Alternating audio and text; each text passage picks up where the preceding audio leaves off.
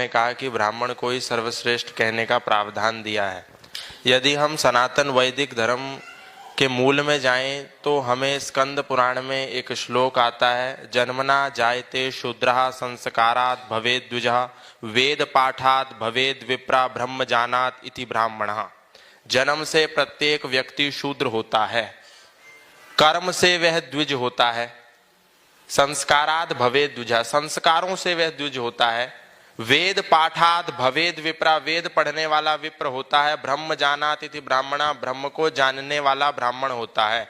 हमारे समाज में सर्वाधिक यह मिथक हमारे नसों में, हमारे घरों में, हमारे मनों में घुस गया है कि एक ब्राह्मण का, एक चतुर्वेदी का, एक द्विवेदी का, एक त्रिवेदी का, एक शर्मा का, एक मिश्रा का बेटा कोई हो जाएगा तो वो ब्राह्मण हो जाएगा। चाहे उसके कर्म हो ना हो, चाहे उसकी योग्यता हो या ना हो, चाहे उसका गुण हो या ना हो, चाहे उसका स्वभाव हो या ना हो, किंतु यदि वो त्रिवेदी का बेटा है, द्विवेदी का बेटा है, तो क्योंकि उसने त्रिवेदी और द्विवेदी के घर में जन्म लिया है तो वो ब्राह्मण हो जाएगा। ये सबसे बड़ा मिथक है। सनातन धर्म इसका पोषक नहीं है। सनातन धर्म जन्मना व्यवस्था पर आधारित नहीं है। सनातन धर्म कर्मणा व्यवस्था पर आधारित है। शूद्रो ब्राह्मणतामेति ब्राह्मणश्चैति शूद्रताम क्षत्रिया ज्ञातमेवं तु विद्या द्वैषा तथैव च। महर्षि मनु कहते हैं एक ब्राह्मण का बेटा भी यदि अच्छे कर्म नहीं करता, उसका विद्या का जन्म नहीं होता, उसका द्विज दूसरा जन्म नहीं होता, तो वो ब्राह्मण कहने योग्य नहीं है। यदि एक त्रिवेदी का बेटा सेना में भर्ती है, बॉर्डर पर रह करके देश की सीमाओं की रक्षा करता है, तो वो ब्राह्मण नहीं रहा, वो क्षत्रिय हो गया, क्योंकि वो बॉर्डर पर खड़ा है, उसके अंदर क्षत्रियत्व के गुण, कर्म और स्वभाव शामिल हो गए हैं। यदि कोई वैश्य का बेटा वेद पढ़ता है, पढ़ाता है, दान लेता है, देता है, विद्या का अध्ययन करता है, कराता है, तो फिर अब वो वैश्य नहीं रहा, व्यापारी नहीं रहा।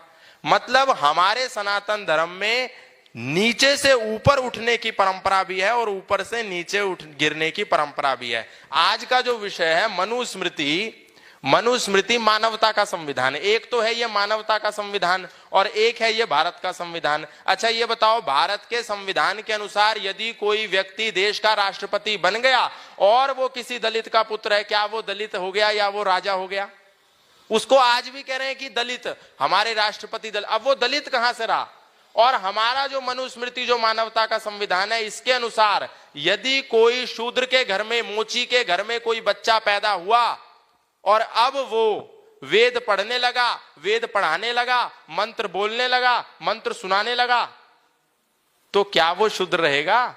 नहीं। हाँ, हमारे सनातन धर्म के भीतर ही कुछ ऐसे धर्म को गलत प्रकार से प्रदर्शित करने वाले लोगों ने इस तरह की मानसिकता को प्रचारित करा। दूसरा जो आपने कहा कि फिर उसमें ऐसा क्यों लिखा है, बार बार ये प्रश्न आ रहा है मिलावट का। तो एक प्रोफेसर हुए जिनका नाम हुआ प्रोफेसर सुरेंद्र कुमार, वो गुरुकुल कांगड़ी के कुलपति भी रहे। उन्होंने कई वर्षों तक मनुस्मृति पर अनुसंधान किया, मनुस्मृति पर शोध किया, तो उन्होंने इस बात को पाया कि संसार में जितनी भी मनुस्मृति आज विद्यमान है उसमें सर्वाधिक श्लोक जो पाए जाते हैं 2685 श्लोक पाए जाते हैं। कई मानक उन्होंने निर्धारित करके जब उसका शोध किया, उन्होंने अनुसंधान किया, कई मानकों पर उस मनुस्मृति को खरा पाया, तो उन्होंने ये पाया कि इस मनुस्मृति में लगभग 1471 श्लोक मिलावटी हैं। कितने?